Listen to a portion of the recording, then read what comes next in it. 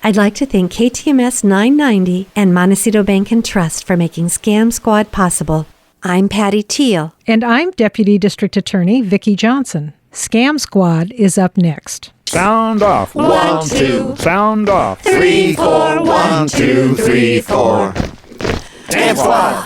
Welcome to Scam Squad. I'm Patty Teal, here as usual with Deputy District Attorney Vicki Johnson, who always tells us about the latest scams that are hurting our community and hurting the people in our community so that we're forewarned and can stay clear of them.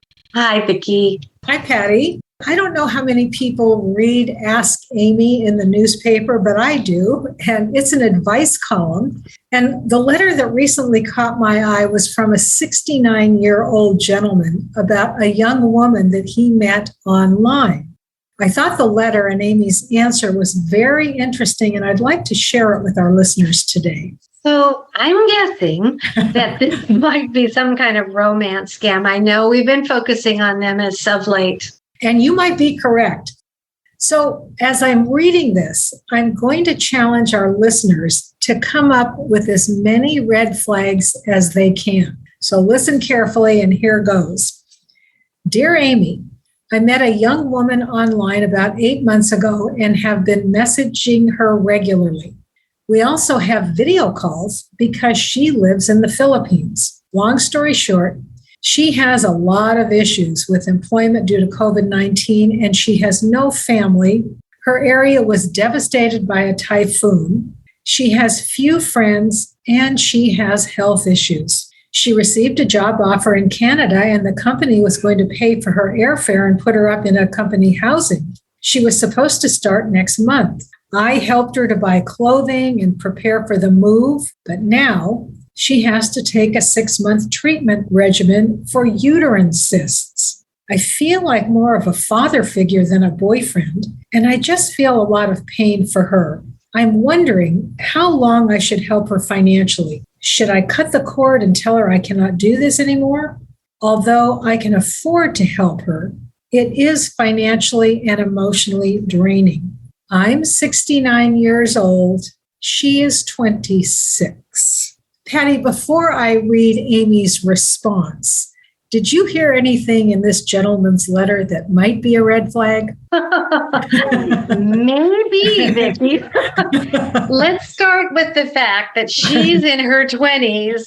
And I know that's not the usual red flag that we talk about, and he's close to 70. I mean, why would someone that young go for someone that old? Their interests must be totally different. If there's not something she's gaining from it, possibly monetarily. Absolutely. Anything else? Well, let's see. I took notes because I thought you might ask me this. She was in a typhoon. Of course, she's far away. She's in the Philippines. She has no family. She has health issues. She got a job, but because of more health issues, she lost the job. And so it just seems to be one thing after another. And of course, people can have a run of bad luck, but this is a lot of bad luck. And the red flags are just popping up all over the place. Good job, Patty. So here's Amy's answer. And he signs the letter concerned, as we all are. Dear Concerned, I am genuinely sorry to tell you this, but every detail you've supplied about this person points to the likelihood that you are the victim of a romance scam. The missed opportunity for employment, the devastating typhoon, the near-miss move to North America, all of these dramatic episodes are designed to bait the hook and then to keep you on the hook, supplying more funds with each new drama. Even the nature of her sudden onset medical problems is a classic tell. The global pandemic has devastated the well-laid and legitimate plans of many, but it also has created opportunities for scammers to take advantage of big-hearted people. AARP.org has a number of helpful articles describing current scams targeting older people. Do a search for romance scams. Quoting their helpful advice, rule number 1, never send money to someone you've never met in person. AARP also has a Fraud Watch Network hotline, and they give the number. I called and spoke with a counselor who, without judgment, asked a number of easy-to-answer questions. Callers are then connected with a fraud specialist who can give advice about what you are dealing with and how to handle the relationship, including how to end it safely. If you have children or a close friend you can talk to about this, be very honest and ask for help. Yeah, this is something that I can see how people fall for, and big-hearted people fall for it, I think, very often. More of the stories that we've talked about have been women being scammed by men. So this is an interesting story that it also happens to men who are being scammed by women. It does become easier to spot these red flags, but the stories can really tug on your heartstrings, especially if you believe them.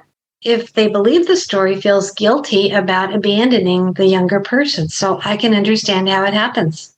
Absolutely. And as we know, scammers do play on our emotions. They're very good psychologists. They know just how to get to us and use our emotions against us. And this letter demonstrates the many different kinds of ploys and stories that scammers can use to hook us in. This woman, as you said, had quite a lot of bad luck in her life over a short period of time, if you believe her story. Right. And it's interesting that Amy talked about how the global pandemic has created opportunities for scammers to take advantage of big-hearted people. And Patty, this is something that we've been talking about for a long time, and I want to point something else out. Amy directed her readers to AARP.org for information and help, and I've often referenced that organization. She talked about the many articles that they have on scams, and she also talked about the Fraud Watch Network hotline. And she actually called this hotline, and I thought this was interesting. She got voice-to-voice with a counselor. She reported that the counselor asked her a number of non-judgmental questions, then connected her to a fraud specialist who was able to give her advice about what the victim was dealing with and what steps to take. And Patty, these days, just being able to get voice to voice with somebody who can offer some advice can be so heartening. Right. And I like that you said it was a non-judgmental conversation, because none of us want to be judged or felt like we acted stupidly, even though in our hearts we maybe know we were foolish, led by our heart, and didn't really think things out. But that non-judgment makes it much easier to talk to someone. And then her number one rule, Amy said the counselor told her at AARP, never send money to someone you've never met in person. Just that number one rule could save a lot of people a lot of heartache and a lot of their money. Absolutely. She also suggested that the victim talk to somebody he was close to in order to get advice. Now, I understand that might be hard to do because no one wants to admit they've been scammed, and they're often embarrassed about what they've done, as you said. But as I always tell people, you are up against professionals. These are very, very clever and sophisticated scammers. And I have talked to very many intelligent and educated people who have fallen victims to these kinds of scams. So don't beat yourself up. Talk to a friend, or if you're too embarrassed to talk to a friend, call AARP and get connected with a support group. And I wanted to once again give the AARP Fraud Watch Network hotline. So here it is, 877-908-3360. And I will say that again, 877-908-3360. And I do encourage you to call, or you can call me on my fraud hotline, and I'll give that number also. And if you want to call me and get the Fraud Watch Network hotline, I'm happy to give it to you. I have it handy. My number is 1-805-568-2442.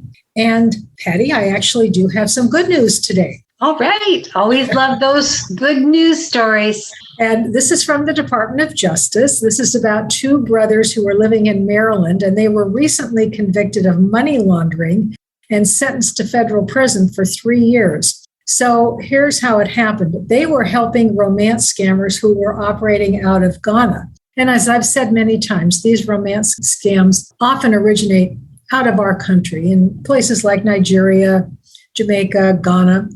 So the scammers targeted elderly victims online, typically through social media, dating websites, emails, and so forth. And once the scammers in Ghana convinced the victims to trust them, then of course they started asking for money, and they would instruct their victims to send money to bank accounts and physical addresses that were linked to these two brothers here in Maryland.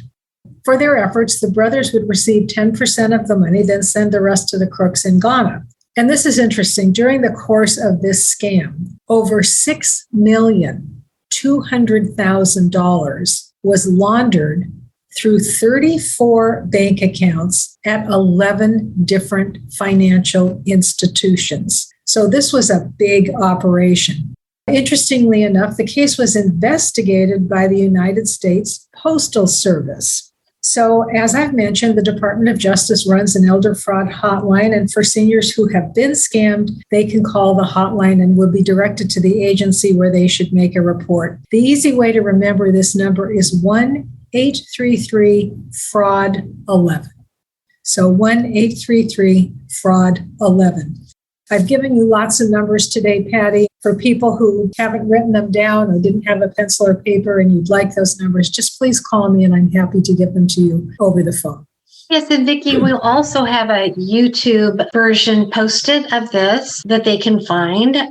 They can go to Hub for Broadcasting and they can find a channel. And I will also put this on the video so that they have those phone numbers there so they can listen to past episodes. Wonderful. That's excellent. Thank you so much, Patty. Okay, you're very welcome, Vicki. And thank you for the good news. And thank you for educating us about these romance scams that I think are really easy to fall for when you're lonely, you've lost a loved one, and you're just really looking for some kindness and you receive it. But unfortunately, it ends up not being the kindness that you thought it was. Thank you. Until next time. Bye, Patty. Bye-bye.